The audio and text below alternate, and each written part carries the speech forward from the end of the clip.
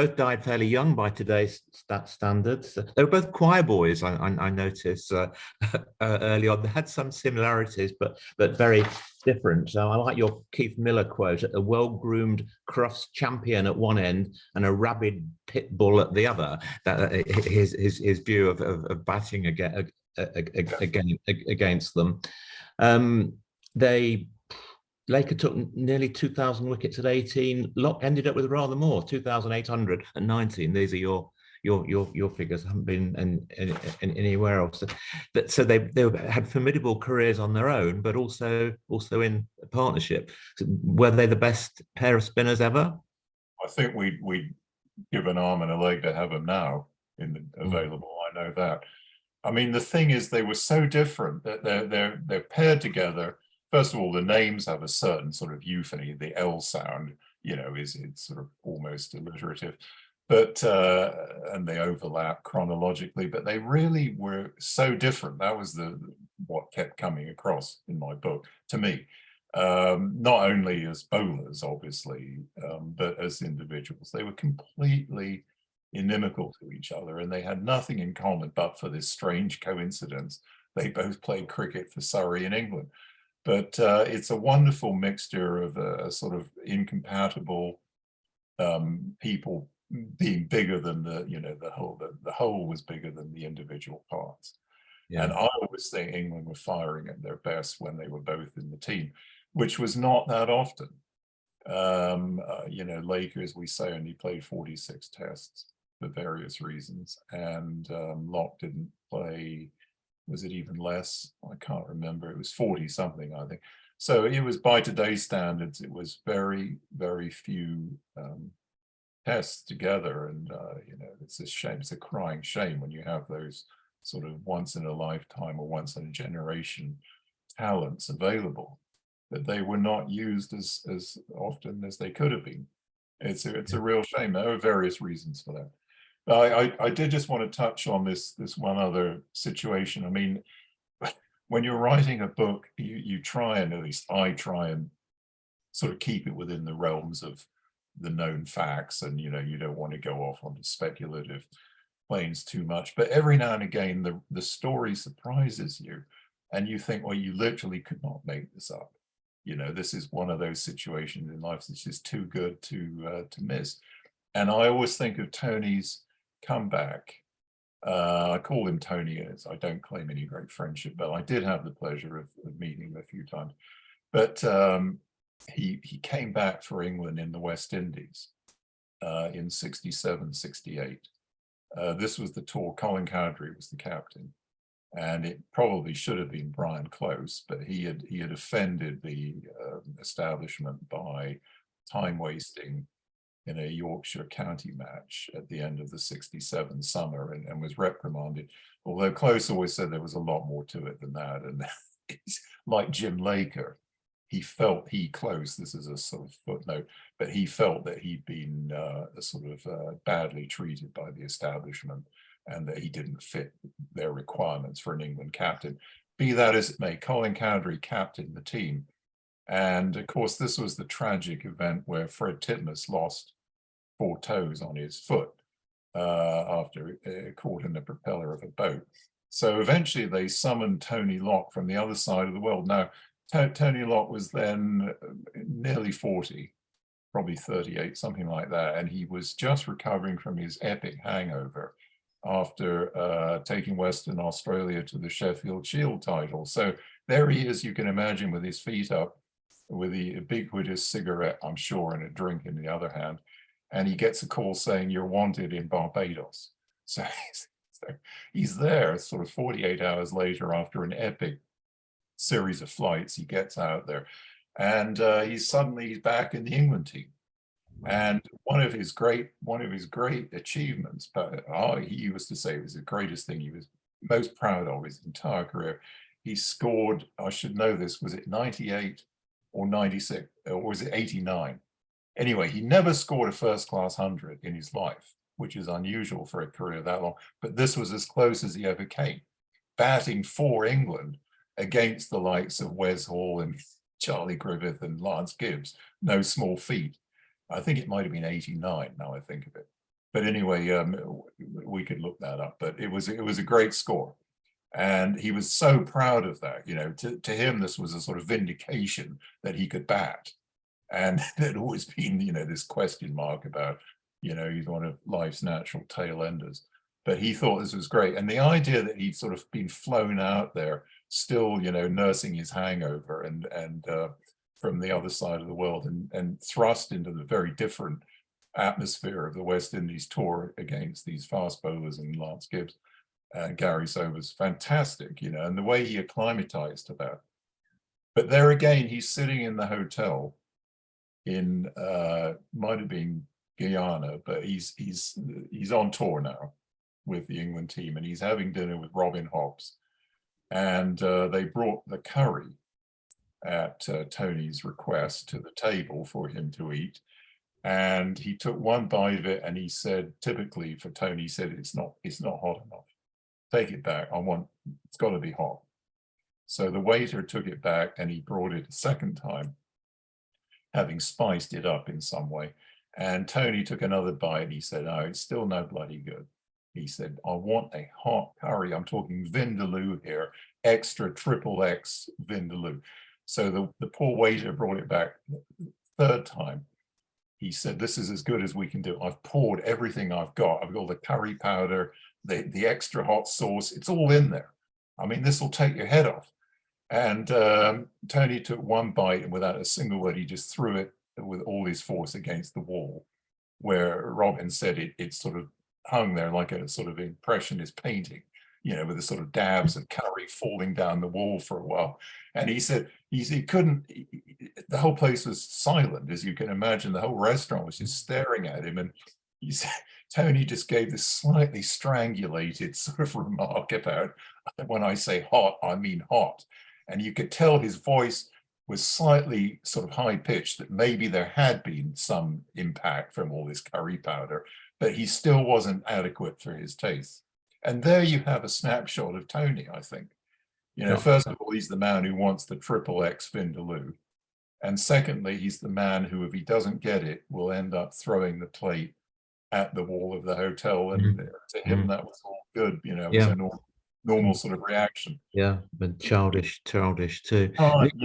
Nick tells us that he scored 89 on that. 89, thank you. And that, you mentioned that Locke played 46 tests against Locke's 49, so it's very similar. I don't know how many of those were together. It's probably a good time, Chris, if you're happy to bring in the audience, as it were. We've got about 15 minutes left. I think there's several comments we've already had on the meeting chat. Nick, would you like to bring in someone for a question?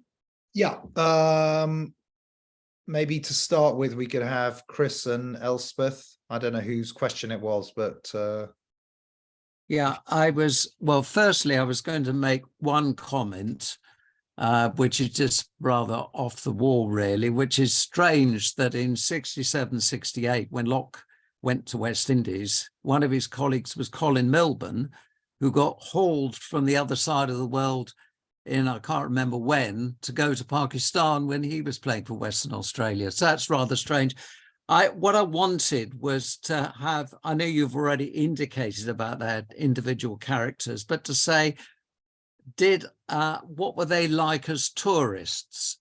Because I think Laker and Locke went on, I think, 3 tours for MCC, and how they were different and whether they mixed with their teammates. I think there was an unfortunate incident when they were on tour in the West Indies, 53, 54. They landed after an epic series of flights. In those days, it was like 4 flights to get out to, probably Jamaica. And Tony used to drink a lot of black coffee. And there's some evidence that maybe he overdid that, and that he was always sort of jittery as a result, and always sort of on edge. And so there's a big welcoming committee at the airport, and various dignitaries shook their hands and welcomed them to the island. And then a chap in a black suit came up and said to Tony very politely, is there anything I can do to make your stay more enjoyable? And Tony said, yeah, I want the luggage to be good, you know. And it turned out this was the Speaker of the local parliament. who he suggested was a porter rather than the you know, local dignitary, and that was sort of rather Tony's way. He was a bit maybe gauche is a polite word socially in certain situations. You know, he tended to be blunt, where you know, maybe degree of tact might have been useful. And whereas Laker, I think, was maybe the other extreme. He sort of kept himself to himself, and he was regarded as a bit subversive on tour, because he would sometimes, Laker, he would be seen reading a book, for instance, which was considered rather eccentric in the sort of Godfrey Evans, Dennis Compton spirit of things, where you basically went down to the pub, or you know, in some way, you know, enjoyed yourself at the close of play. Laker would be seen with a good book, and he was a sort of loner. So I'm not sure either of them were ideal tourists, but in a different sense. Tony was more abrasive, and Jim was more the sort of retiring type. But of course, they both, you know, they were both there at 11 o'clock in the morning, present and correct. And there's quite a good picture of, I don't want to, again, promote the book itself, but purely the photograph. I don't know if you can see it, but, you know, they're walking on there. I think that was in 1957 at Headingley, perhaps. And you can tell by their expressions, they've probably had a very different night's entertainment the previous night. I'm sure Tony, it would have been in the bar, and Jim, as we say, curled up with a good book. But at 11 o'clock in the morning, they were both fully ready for business, and you could rely on them, I think. So that was what counted. Fabulous, thank you. Colin Mitchell has got a question. Colin. Hello. You give the impression that the Surrey Tony Locke was a bit self-centered, selfish, not a team man. But was that so much true of the Leicestershire Tony Locke or the West Australian Tony Locke? And did he mellow a little bit? Well, it's hard to say if he mellowed. I mean, there are instances where people say, oh, he was the nicest bloke in both phases, you know, and he was self-effacing. So he wasn't always, you know, like the pit bull, Keith Miller said, at your throat. I'm sure there were instances where he was laid back, genial. Sorry, I'm having a senior man. Pat Pocock told me that he had been a very young man at the Oval, perhaps his first year there, and he was playing in the age 19 or something. He was bowling in the practice nets one day, and he said, I became aware there was someone standing behind me, just silently watching, and he turned around and it was Tony Locke.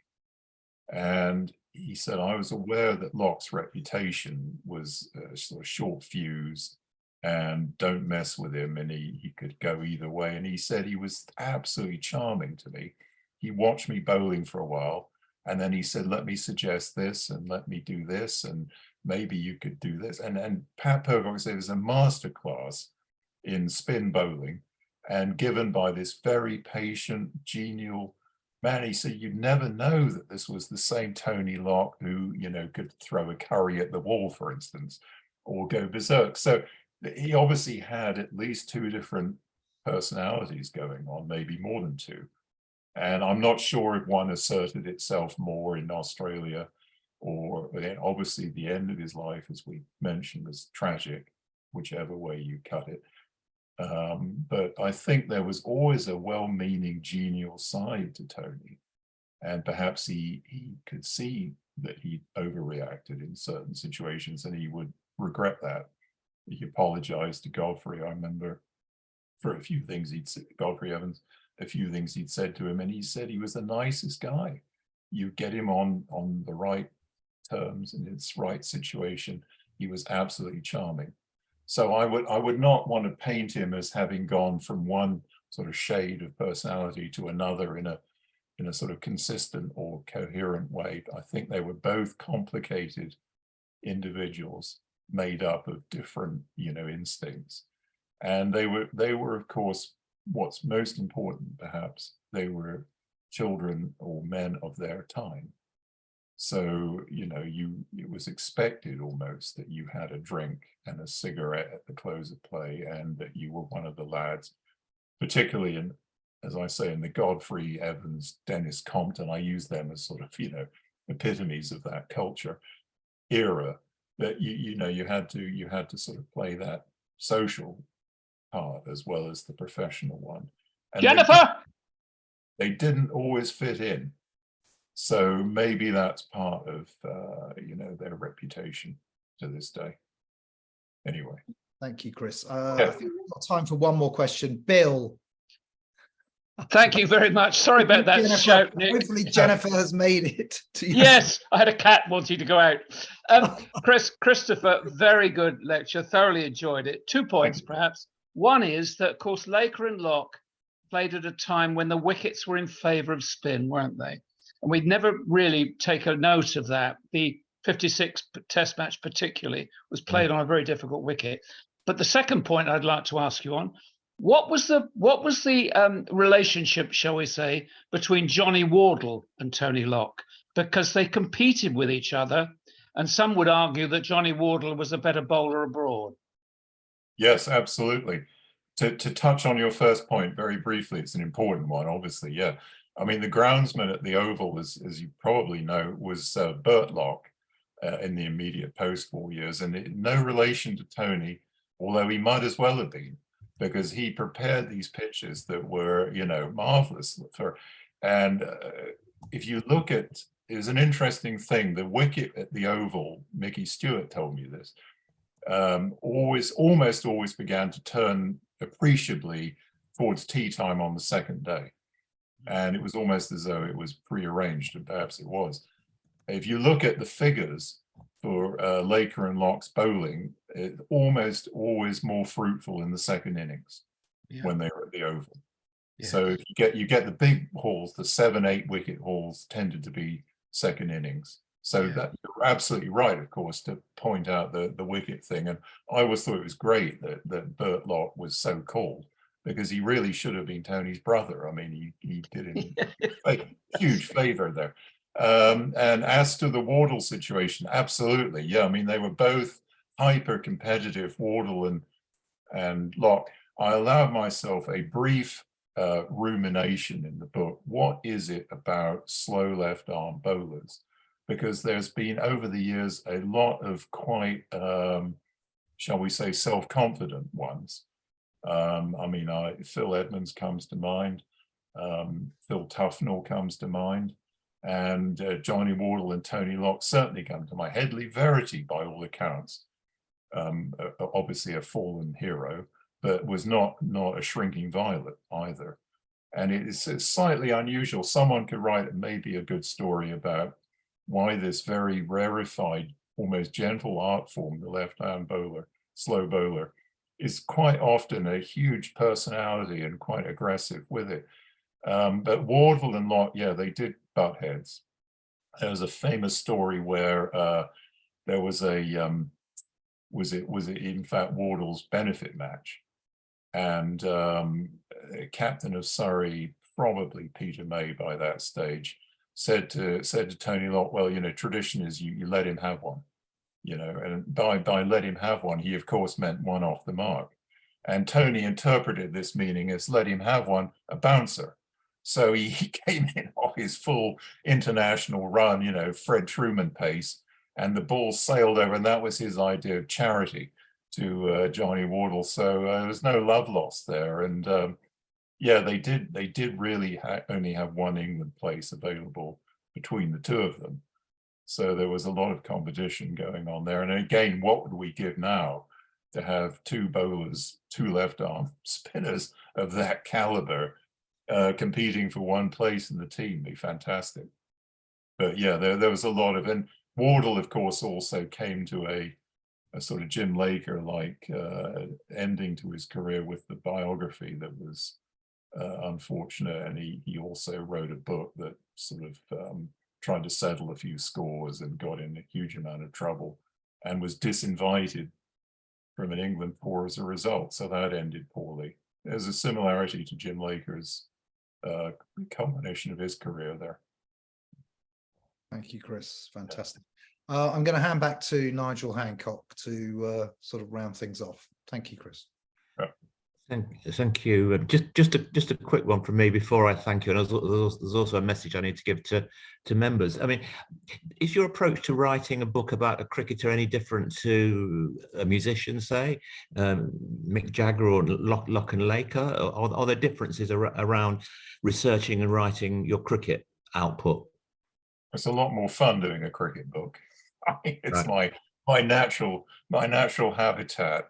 I had to go to a rock concert the other night, and I found I am getting older, but I actually did have cotton wool in my ears, and I thought, this is not good for a rock critic to be standing at the back with cotton wool around in his ears saying, "Can I go now?" So as I get older, I'm more inclined to the cricket world than perhaps to that world, and yeah, there are certain similarities in that, you know, you're a public performer to some extent or another. But it always struck me that, you know, Godfrey Evans, who I really had a great amount of respect and admiration. I mean, he was a challenging bloke to have as a house guest, which I often did, shall we say, but a great affection for Godfrey. And I always thought how interesting it was that I was writing about Mick Jagger at that time, and Mick had grown up in Kent in the 50s, in Dartford and around there, and absolutely worshipped Godfrey, and you know, thought Godfrey was fantastic, and this was his sort of role model. And how interesting it was that Evans ended up, you know, basically, I think we can say broke, because he was paid nothing for Kent in England, very little money. And dear old Mick, to his great credit, has gone on to better things financially, and still to this day is with us doing that. And you could argue that it's a strange sort of value system that elevates one of those two to such an extent over the other one. You know, and that it's such a disparity there, a huge difference. And that always struck me. I might add, Godfrey himself never complained about that, or he was constantly optimistic that even to the end of his life, he would make $1 million, usually at the roulette table, and consistently failed to do so. But it did strike me as I went from Evans to Jagger, so to speak, that this was such a huge discrepancy between how society rewards certain people to that extent. And, you know, I think they're both in their way wonderful entertainers, but maybe not to the factor of, you know, tens of thousands multiplied, or millions, more better rewarded. In an ideal world, you wouldn't have quite that gap. So that was really my only, you know, sort of takeaway message. Yeah, thank you. And some, I suspect, would like to put earplugs in when going to some 2020 games or to the IPL, and the salaries are certainly rising there. I'll thank you formally in a moment and ask for a round of virtual applause. Just to let members know that something going on the website very soon in the next couple of days. Nick's managed to a real coup. We've got Wes Hall coming to a lunch, to a dinner at the Union Jack Club on Monday, the 26th of June. Tickets will be available before the end of the week on there. We've got some special guests. Mike Proctor is coming, and other people. It's going to sell out quite quickly, I think.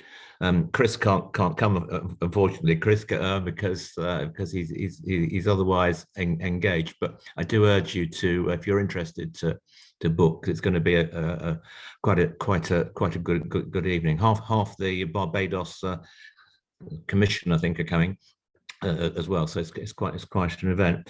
Chris, thank you so much for joining us today, sort of after breakfast, before dinner for us. It's been a really entertaining and informative talk. It's a very readable book, like all your books. I hope sales are going well. You're a previous Book of the Year winner.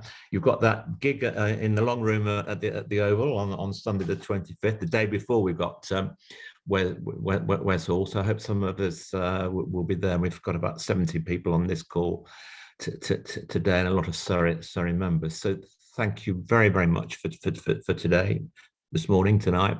And can I ask colleagues on the call to put hands up or make a noise or whatever. Are you going to jig everybody? Yeah, thank you, Chris, for an excellent hour. Thanks.